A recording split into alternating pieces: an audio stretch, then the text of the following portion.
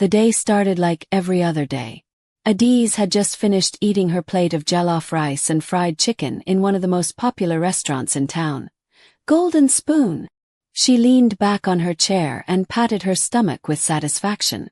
"Ah, this woman can cook," she murmured with a smile. Just as she was about to sip her water, a sharp pain gripped her stomach. Adaeze gasped and pressed her hand against her belly. "Ah, what is this again?" she muttered, sweating. She waved at the waitress. "Excuse me, where is your toilet?" The young lady smiled politely. "Down the corridor, madam." Adaeze almost ran. She clutched her handbag and hurried down the narrow passage. When she reached the toilet door, she twisted the handle. It was locked. Someone was already inside. She knocked quickly. "Knock, knock. Please, are you coming out soon?" she asked, her voice shaking. No answer. She knocked again, still nothing. "Ah, God. Please now," she hissed in frustration. Her stomach twisted again. As she looked around desperately, her eyes caught a small swinging door that looked like it led to the kitchen. Maybe they have another toilet inside, she thought, and without thinking twice, pushed it open. The moment she stepped in, Adaeze froze.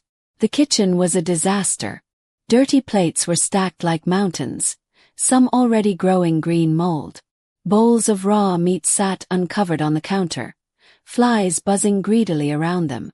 The floor was sticky with oil and soup stains. A rat darted across, followed by another one. "Jesus Christ," she whispered. The cooks looked even worse. One woman wiped her sweaty face with her bare hand, then used that same hand to mix salad. Another dropped a piece of meat on the floor, picked it up, and threw it back into the pot. Adaeze covered her mouth in disgust. Right there in the middle of the chaos stood Madame Beezy, the owner of Golden Spoon. Everyone in town respected her. People said her jollof rice was the best in the state. She was a large, dark-skinned woman wearing a faded sleeveless gown. Beads of sweat rolled down her round face as she stirred a huge pot of steaming rice. Adaeze couldn't believe her eyes. Madame Beezy suddenly lifted her arm and scratched her armpit vigorously, then, without shame, used the same spoon to continue stirring the rice. Adaze's eyes widened. "No, this cannot be real," she whispered. Her stomach churned. She rushed out and vomited by the wall.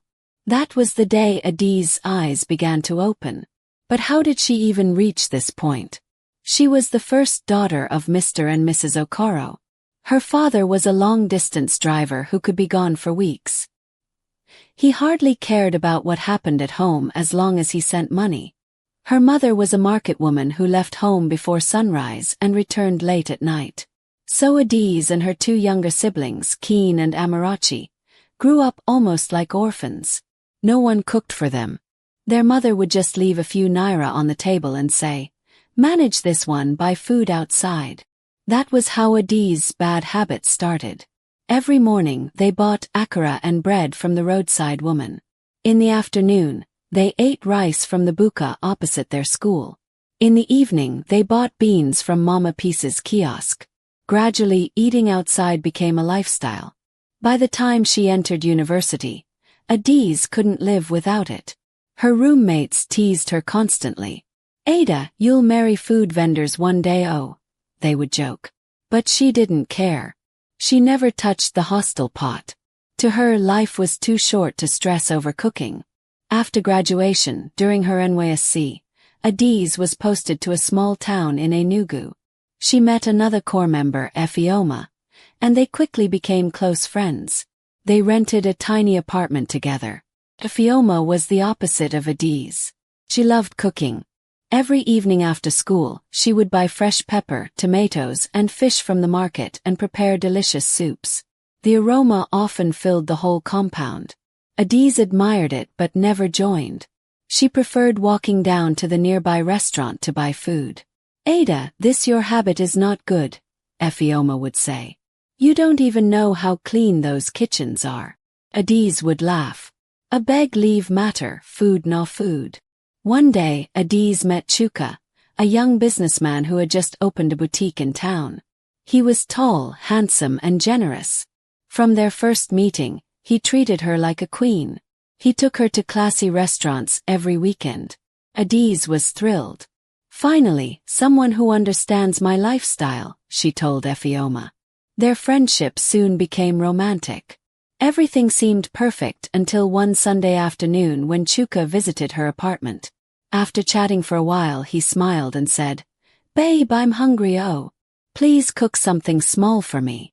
Adaeze laughed nervously. "Ah, Chuka, I don't know how to cook."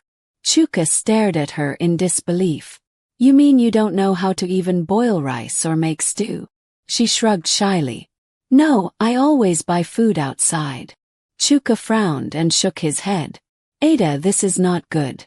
How can a grown woman not know how to cook? That's embarrassing." His words stung. Before she could defend herself, he picked up his car keys and left quietly. Adaeze sat on the bed and cried bitterly. For the first time, she began to feel ashamed. But pride wouldn't let her tell anyone how hurt she felt. She wiped her tears and told herself she didn't need him. A few weeks later, a new branch of Madame Beezy's kitchen opened near Adaeze's office. She was overjoyed. "Ah, my favorite food right beside me," she said, clapping her hands. Every afternoon she ate there, especially the jollof rice. The waiters soon knew her by name. "Madame Adaeze, welcome." They would greet her warmly. One day, as she ate happily, her spoon hit something strange. She looked down and froze. A dead cockroach lay buried in the rice. "Jesus!" she screamed. Other customers turned. Embarrassed, she quickly covered it and muttered, "Maybe it's just a mistake." Foolishly, she continued eating there. A week later, Adaeze fell seriously ill. Her stomach twisted in pain, she vomited repeatedly, and her body burned with fever. She was rushed to the hospital. After several tests, the doctor sighed. "Madam, you have food poisoning. You're lucky you came early." Adaeze was shocked. "Food poisoning?" The doctor nodded. "Dirty food is killing many people quietly. You need to be careful." After a few days of treatment, she recovered. Effioma nursed her tenderly and cooked light soup for her. Adaeze promised herself she would change. But as soon as she got better, she returned to eating at Madame Beezy's restaurant. It didn't take long before the sickness returned. Even worse. This time she spent a week in the hospital. "Ada, this is your last warning," the doctor said. "Stop eating from those places or you might not survive the next time." When she got home, Effioma scolded her. "Ada, you want to kill yourself? You've seen what bad hygiene can cause." Adaeze nodded quietly, but deep down she was addicted. "It's just convenient," she murmured. Effioma shook her head.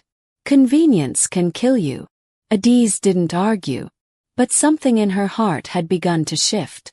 One Saturday afternoon, Adaeze decided to prove everyone wrong. She dressed neatly and went back to Madame Beezy's restaurant. She ordered her usual jollof rice and sat down to eat. Everything looked normal. Clean tables, smiling waiters, and fresh food. But she had a plan. She told the waiter politely, "Excuse me, I'd like to use your toilet, please." The waitress pointed to the back. Instead of going there, Adaeze quietly sneaked through the swinging kitchen door again, determined to see what really went on behind the scenes. What she saw nearly made her faint. The same dirty plates, the same flies, the same rats. Nothing had changed. The cooks looked worse than before. One was picking his teeth while frying meat. Another was licking a spoon to taste soup, then putting it back in the pot. And in the middle of it all stood Madame Beezy, her huge body glistening with sweat as she stirred another giant pot of jollof rice. Then she did it again, scratching her armpit before using the same spoon to stir. Adaeze covered her mouth in horror. "This is what I've been eating," she whispered, trembling. She ran outside, leaned on the wall, and vomited violently. Tears rolled down her cheeks. That moment changed everything. She realized how foolish she had been, trusting strangers more than herself.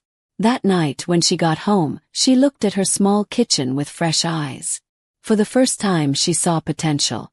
She rolled up her sleeves, cleaned the dusty shelves, washed the pots, and arranged the gas cooker properly. Then she turned to Efioma and said softly, "Please, my sister, teach me how to cook. I don't want to die eating poison." Efioma smiled warmly and hugged her. "Finally, you're ready." That evening they went to the market together. Adaeze bought pepper, vegetables, fish, and palm oil. Efioma taught her how to prepare egusi soup. Adaeze chopped onions, stirred the pot, and tasted her own food for the first time. It wasn't perfect, but it was clean and it smelled amazing. "Wow," she said proudly. "So this is how it feels to cook your own food." Fioma laughed. "Exactly. You'll get better with practice." From that day, Adaeze practiced every evening. She watched cooking videos on YouTube, called her mother for tips, and asked Efioma endless questions. Sometimes the food burned. Sometimes it was too salty. But she didn't give up. Gradually, her confidence grew. Soon, she began packing her own food to work. Her colleagues were shocked. "Ah, Madam Adaeze, you've changed, oh," one joked.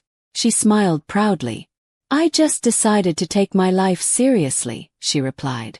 One afternoon, as she sat in the office canteen eating her home-cooked rice and stew, a familiar voice called her name. She turned. It was Chuka. He smiled gently. "Wow, you cooked this yourself?" She nodded. "Yes, and I didn't even burn the rice." They both laughed. He looked at her with admiration. "I'm sorry for how I reacted that day," he said. "I should have encouraged you instead of walking out." Adaeze smiled. "It's okay. Maybe I needed that lesson." Their friendship rekindled slowly. Chuka started visiting again, this time enjoying her meals with delight. "Ada, you've become a real chef," he teased one evening. "If I had known, I wouldn't have left." They laughed. Life began to look brighter. Adaeze realized she didn't just learn to cook. She learned self-reliance, cleanliness, and pride in her own effort. The fear of dirty kitchens was gone forever. A few months later, Adaeze and Chuka got married in a small but beautiful ceremony. Efioma stood by her side as maid of honor, smiling proudly. During the reception, Adaeze served her guests a special meal. Her own jollof rice recipe. Everyone loved it. She smiled as she watched them eat, remembering that fateful day in Madame Beezy's kitchen. Life had taught her a bitter but powerful lesson. Never trust the cleanliness you don't see, and never depend on others for what you can do yourself.